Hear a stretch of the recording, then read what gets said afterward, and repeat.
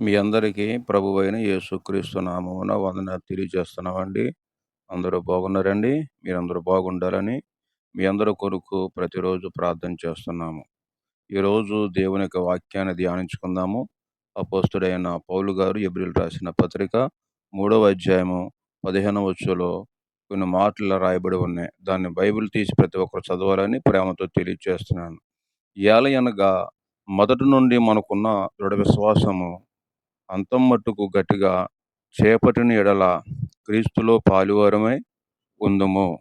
ఈ కొద్ది వాక్యము దేవుడు ఆశీర్వదించునుగాక. ఆమేన్. ఆమేన్.